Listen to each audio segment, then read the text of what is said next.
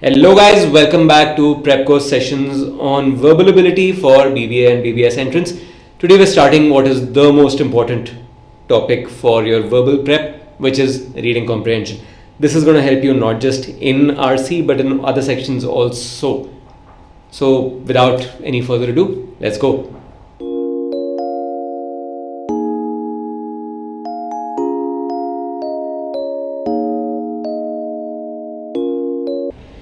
What is up, everyone? Today is my favorite topic, reading comprehension. It's actually great fun. Sentence correction after a while gets tedious and boring for me. RC is one topic where if you're really into the topic, and you can do that, you can score really well.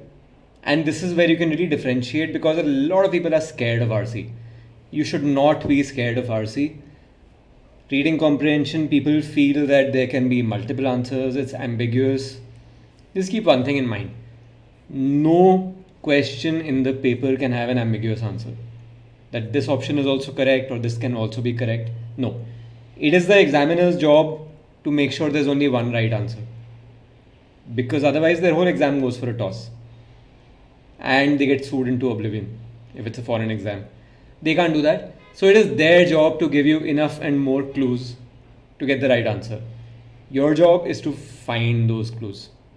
So what do you need for RC? Comprehension, of course. It's in the name. This means no skimming. Do not think that you can read the questions first, or maybe spend a minute going through the passage, read the questions and come back. This is supposedly a controversial topic. In my eyes, is not controversial at all. Skimming means really bad accuracy. You might be 1 out of 100 people for whom it works, even for you. If you go back and check the answers you got right and those you got wrong, you will not have 100% accuracy. It will be much lower than if you actually focus on understanding the passage before touching the questions. You need perfect accuracy. This is not negotiable. Speed is very important. Comprehension is more important. And you have to, of course, get to a stage where you can read really, really fast and then slow down a bit to understand the passage as you go along. You can't let the words just whiz by, yahan se wahan, like it's going past your head. You need to understand. Do not move on to the next sentence and to the next paragraph till you have understood what this one is talking about. I don't mean memorize all the terms. I don't mean even read all the long technical terms that are given to you. But you need to understand what the author is trying to say from that particular sentence or paragraph before you move on. Because in a dense exam, in a tough exam, it is easy to get to a stage where you're reading something and you move on to the next paragraph and you've forgotten what you read about. It's hazy. Don't do that. You need to focus. And if you practice enough, you'll get the speed also. Vocab, how important is it? It's important. There's no denying it. It is not the most important thing in the world. Do not start mugging up word lists. We're not talking about GRE. Word lists will not help you at all. You can go through 5,000 words. It'll take you 5,000 minutes to read those 5,000 words. You will remember maybe 50 of those words, if that. And those 50 will actually be ones you've already known. Word lists are useless. You cannot mug up words. So do a lot of reading, all kinds of different sources. That will help you much more. If you come across a word in your reading that you haven't heard before, then first stop and think. What is the passage saying? In context, what could it mean? And then look it up. That will help you much more than just going through a dictionary or one of those fancy word lists on the internet and trying to mug it up. Training is very important, which comes from practice. You will not have more than 3 minutes to read a passage. And then 50 seconds to a minute per question, but actually less than that. If you're giving yourself 5 to 6 minutes for the passage, That 5 minutes I'd said on the previous slide, that's an ideal. You will not be able to do all passages in those 5 minutes each. The simple ones, yes. The tricky ones, let's say you're on GMAT and you're at a level where your questions are getting tougher and tougher. You're going to end up with a 700 plus score. This is not easy. You will take a lot of time. Practice till you get really fast. Read a lot.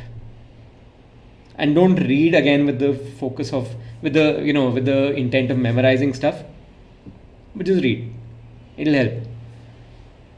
Do a lot of practice tests, of course, and do a lot of analysis. We're going to have a separate class on analysis of the exam, especially of the verbal section, which is very, very, very important. Any test you're taking right now, any practice tests, you need to spend more time analyzing it than you did taking the test. So we're going to discuss that in a separate class soon. In the meanwhile, just remember you need to analyze thoroughly. Like I said, this is a section where they need to give you a clear answer. There can be no ambiguity. You can't have a situation where option B is also correct and option C is also correct. They have to give you enough clues. There are people waiting to pounce on them if there's a wrong answer or if there's a wrong question, sorry. They can't do that. The examiners have to give you enough clues. And B, they are not testing your general knowledge. In fact, forget your general knowledge. What should you read? This is a question I get very often.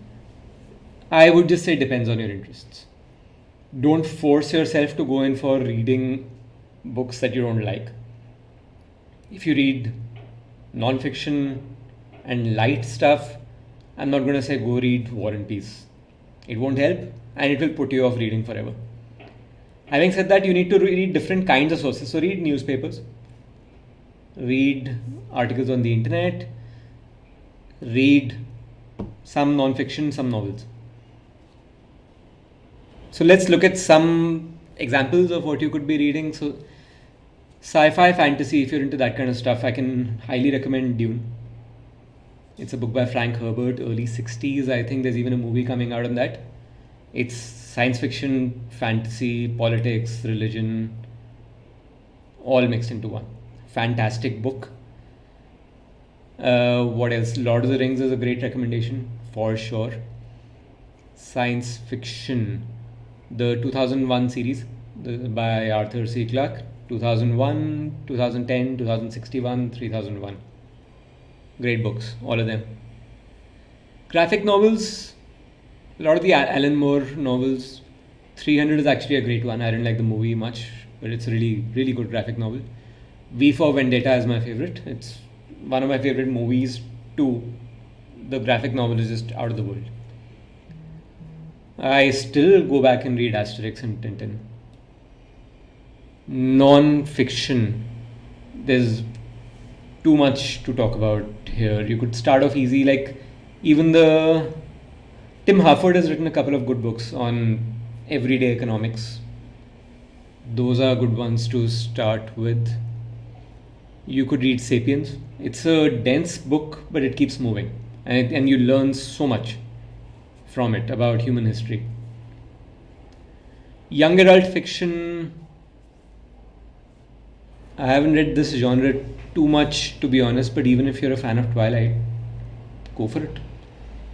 There's lots of Roald Dahl writes really good books. Charlie and the Chocolate Factory, My Family and Other Animals. Then there's The Curious Incident of the Dog in the Night Time. That's a good one. Indian mythological, if that rocks your boat. The Amish Tripathi books. Devdutt Patnaik's written a bunch of them. And literary fiction. Why, if you're into that, why not To Kill a Mockingbird and the sequel? I haven't read the sequel, to be honest. I don't know how good or bad it is. So I'm not going to force you to read a particular kind of book.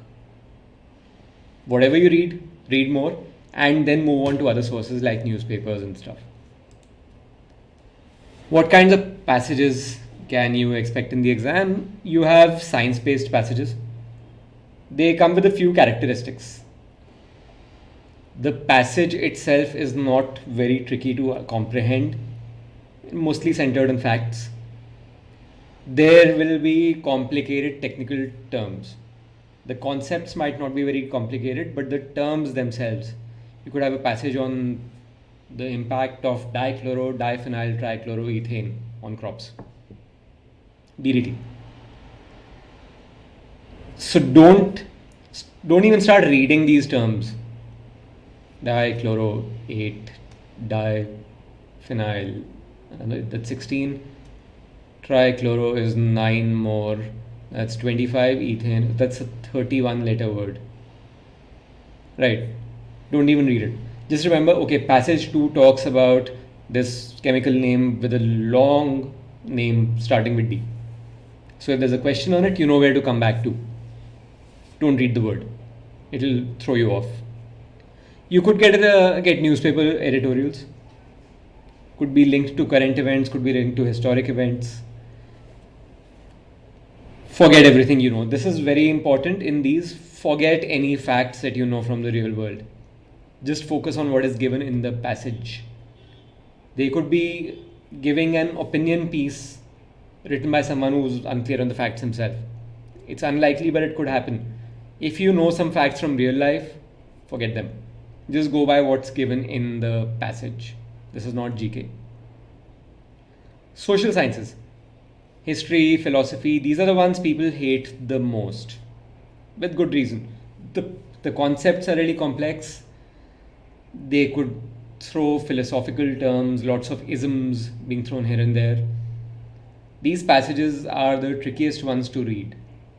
Having said that, the examiner is setting a paper for everyone. They know their students.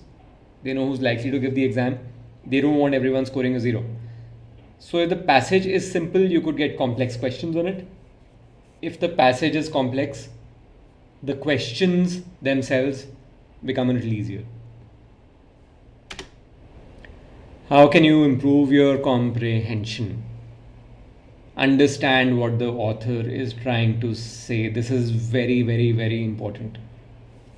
You need to get the context. Why is the author writing this? And what is he saying? How do you do that? You need to basically, as soon as you finish reading the passage, even now, do not jump to the questions. You need to answer 3 questions first. What, how, and why. What does that mean? The what is basically, have I got more detail on that? Yes. What is being discussed in the passage? Try to describe the focus, the scope of the passage in 1 sentence. So for example, the author is describing the early years of Beethoven and his struggles with his early compositions.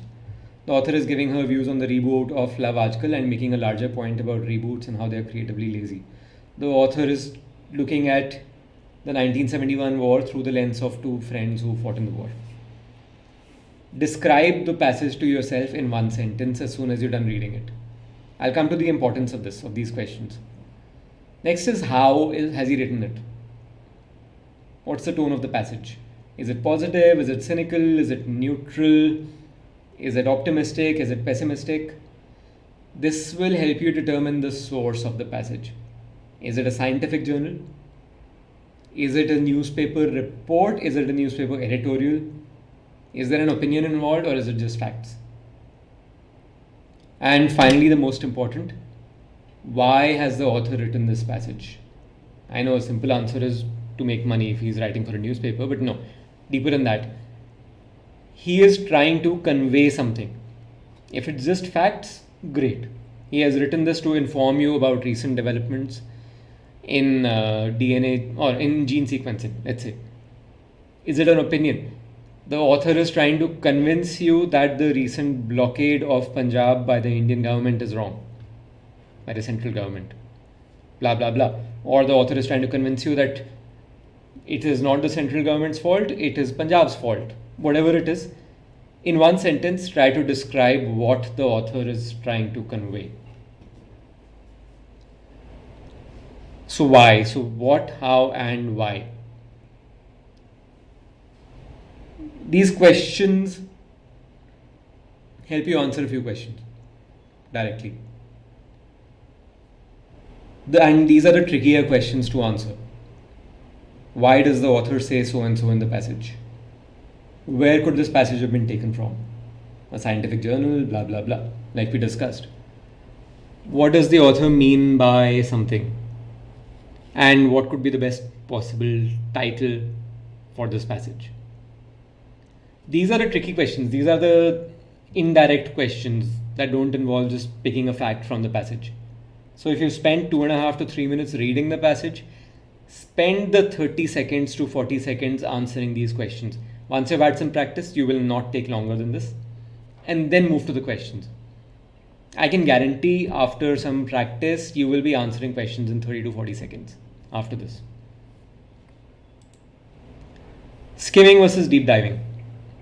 Skimming does not work, period. As straightforward as that. What you're going to end up doing is, let's say you think you have 5 minutes to solve the passage. So you will spend a minute reading the passage, jump to the questions, read the first question, come back, spend a minute skimming the passage, finding the answer. You're already at about 2.5 minutes now. If you find it, great, you move on. If you don't find it, you're going to skim the passage again, spend another 40 seconds. You're even more unlikely to find the answer this time because you're reading faster. You're trying to read like 500 words, 600 words in 40 seconds. If you don't find it, you're going to do it again and then repeat that exercise for every question. You will now be spending 6 to 8 minutes doing the first 2-3 questions. Your accuracy will be low and you will get frustrated reading the same thing again and again and not finding the answer. This frustration is very hard to avoid if this happens. And it is very important to avoid it. Because otherwise you're screwing up the rest of your paper also if you get frustrated. Even if you get most of your answers right, this thought creeps into your head that I wasn't sure about this answer. That's going to screw up the rest of your paper. Another thing, do not try to remember every word, especially the technical terms. Just broadly remember where you read them and come back there for specific questions. Even deep diving doesn't mean you never come back to the passage. It doesn't mean that I will read it so thoroughly that I can directly answer the questions. I never have to come back. No. It just means you read a paragraph, you have a broad understanding of what's in there, you know what the paragraph talks about, move on to the next paragraph, and so on. Finish the passage, answer those 3 questions. Now you're confident about what, how, and why, and you will know where to look for a particular answer. And it will take you 20 seconds to find it. I can say that with a very high degree of confidence once you've practiced enough. So when I said figuring out what each sentence is conveying, let's actually go through this passage together. This is a trickier one. It's a philosophy passage. It's directly about a philosopher. So let's read it. Friedrich Nietzsche, who was born in 1844, fell silent in 1889 and died 11 years later. So there's some timelines being set up here. Born in 84, fell silent. In this context, obviously, does not mean that he died, because he died in 1900, which is the next phrase itself. So maybe he stopped writing then. We don't know more than that, and we're not supposed to. We're just looking at this passage. We're not supposed to have facts about him. So it probably means he stopped writing then. He was the first great philosopher of the 20th century. That's simple enough to understand. What made and makes him so important is that he recognized with great clarity and impressive foresight the most troubling and persistent problem of modernity, the problem of values. So, a couple of concepts. One, what made and makes him so important. This gives you an idea about what the passage is going to be talking about. Why is Nietzsche important? And the rest of the sentence tells you why that is, and we're probably going to go deeper into this. So he recognized that the most troubling and persistent problem of modernity is the problem of values. That's what the sentence says. And he did it with great clarity and impressive foresight. His attempts to resolve the problem were not successful, but they did uncover depths of issues that still defeat our best efforts today. So he says he couldn't resolve this problem of values, but he identified it. He identified that this is the biggest problem of our times.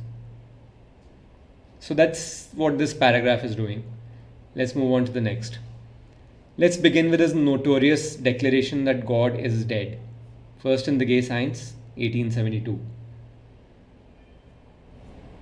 So he declared that in 1872. Secular thinking is commonplace today. But in Nietzsche's time, this declaration was strikingly prophetic. So this sentence just says he was among the first to say it. The point of the claim is not so much to assert atheism. Although he was certainly an atheist, he was far from being a pioneer of European atheism. The sentence is saying that he didn't say God is dead from an atheist perspective, that God does not exist. Rather, so what did he mean? We're going to find out now. Rather, his observation is sociological.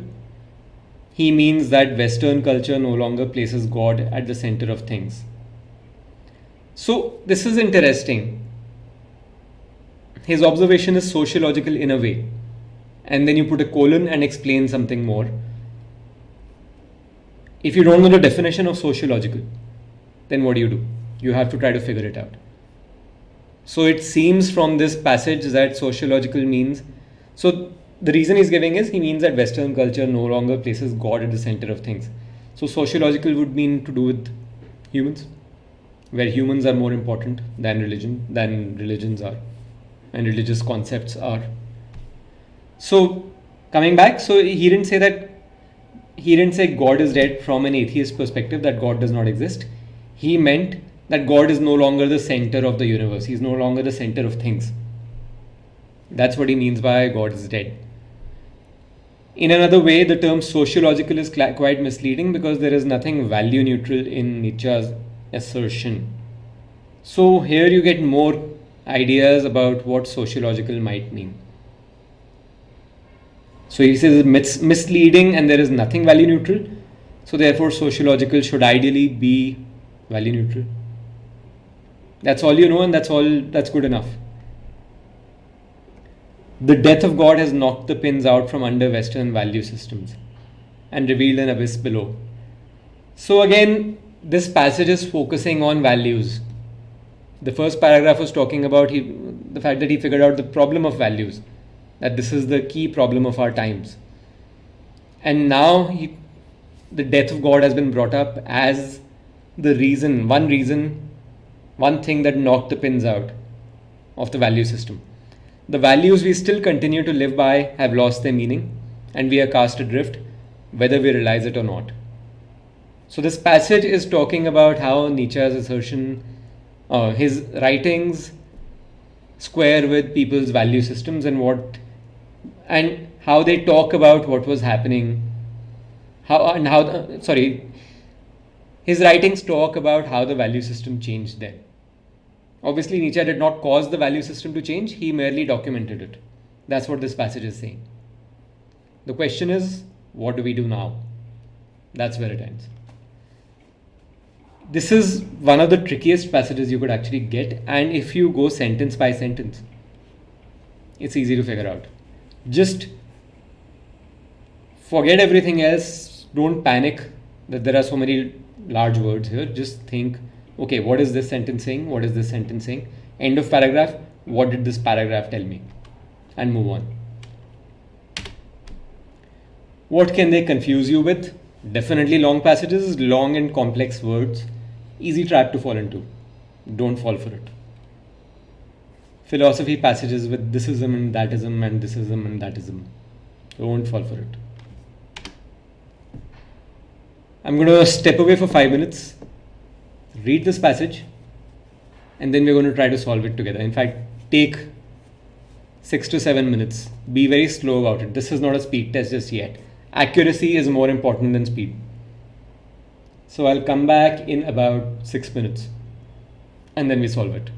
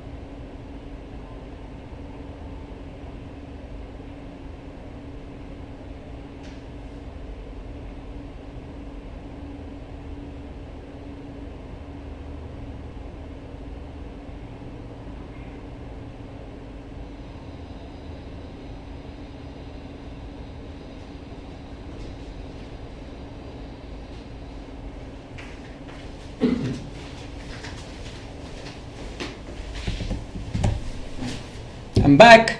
Did you miss me? After this passage? No. Everyone hates me now. Let's see what the questions are like.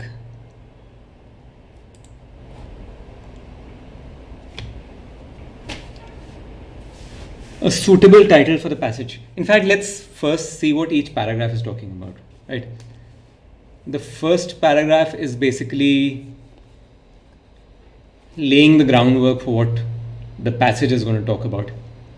Even if you read opinion pieces in the newspaper, the theme of the passage, the subject, the topic, the scope, the reason for writing is most likely either in the first or the last paragraph.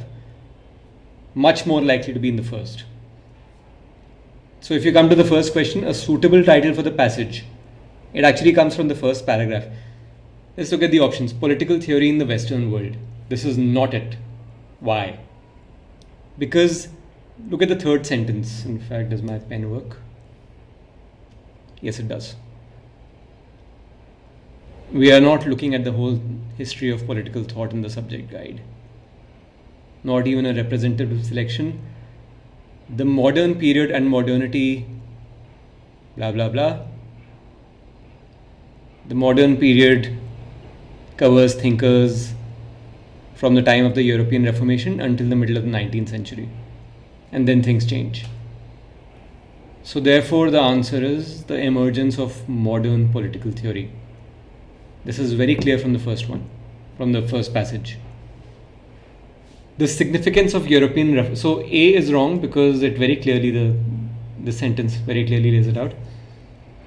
The significance of European Reformation. The modern period is talking about more than that. So a title of the passage should be telling you what the whole passage is going to talk about, not just one particular aspect of it. So therefore, C is wrong. The community of Christendom. Christendom was basically 5th to 15th century. We're definitely not talking about that period. Therefore, you have B as your answer. Second passage talks about the European Reformation. And third talks about how it started falling, the Christendom, how it started falling in the early 16th century. Out of this political disorder and fragmentation, dash the idea of the modern state as a political entity, dash no allegiance to any power above itself. This is a tense question more likely than anything else. So before looking at the options also, out of this political disorder and fragmentation arose, emerged, sprang, whatever it is, simple past. Is emerging doesn't make any sense. Present continuous, no, we're talking about 500 years ago. A is wrong. So emerged is here, so this is one option. Emerged is here, this is one option. Did emerge? No. Very awkward, clunky construction. So okay, so we have B and C. Emerged the idea of the modern state as a political entity with no allegiance, bearing no allegiance, owing no allegiance. So B is wrong because either it should have been that owed no allegiance, that would have worked. Owing is perfectly fine. So your answer is C. The most suitable substitute for the word impetus as used in the passage. Now here is where some vocabulary really helps. If you know what the word means, it means stimulus. So therefore, hindrance, definitely not. Reason, no. Unity, definitely not. Stimulus is an option. If you're not clear on the meaning, let's look at the passage. This is second paragraph. Here it is. The European Reformation, which began in the early 16th century, provided a considerable impetus to political thinking that differed from what had preceded it. So a new political thinking arose. which began in the early 16th century. Right, so, and it's saying that the European Reformation gave a boost to it. Stimulus is the right answer.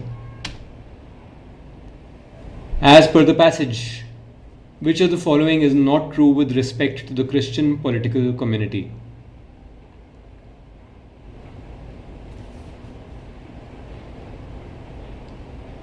Be very, very, very clear about this. Do not miss this. This is a very, very common mistake that people make.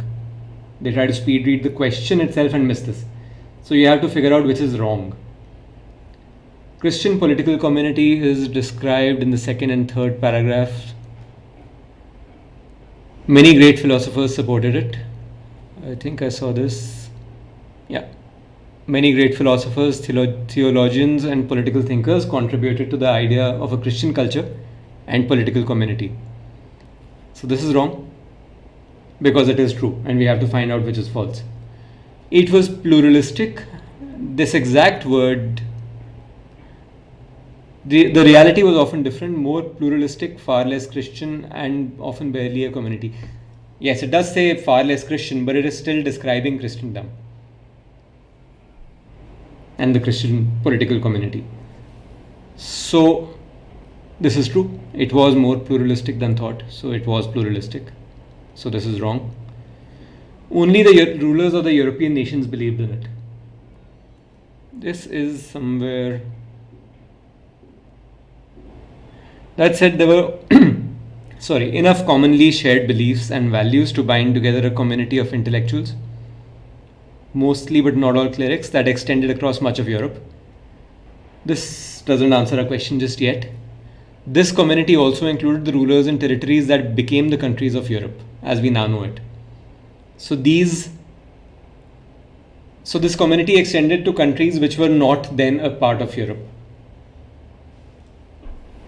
So therefore this is false, therefore this is the right answer.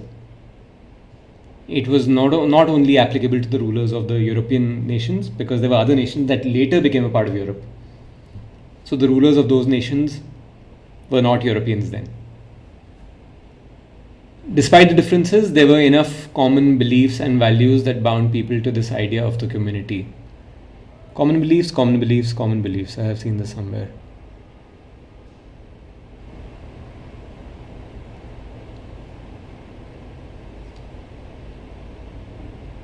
Yeah, there were enough commonly shared beliefs and values to bind together a community.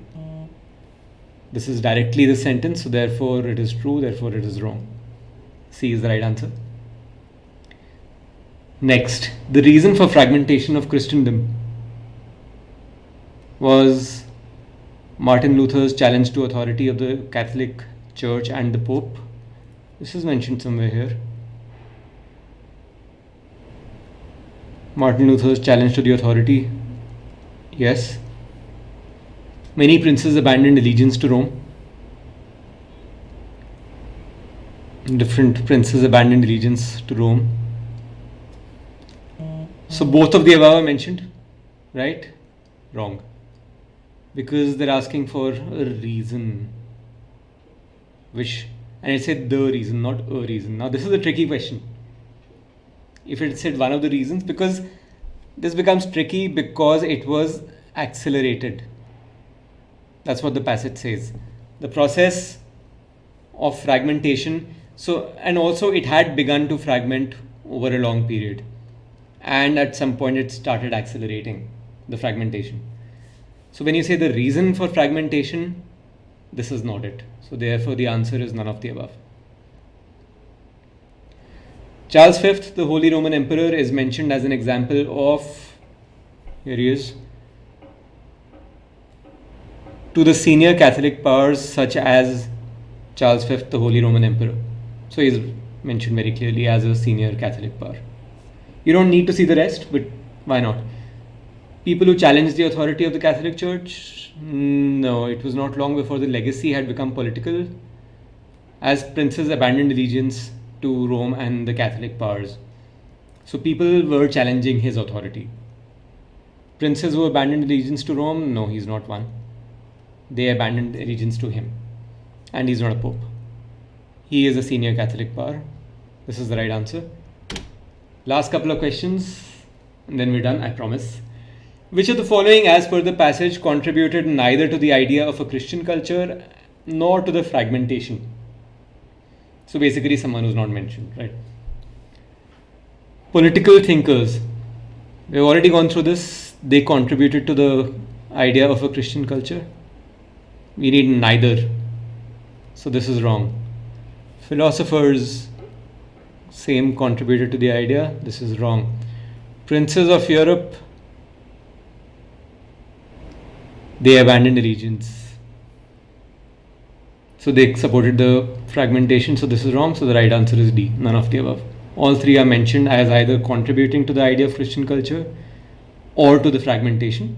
So the answer is D.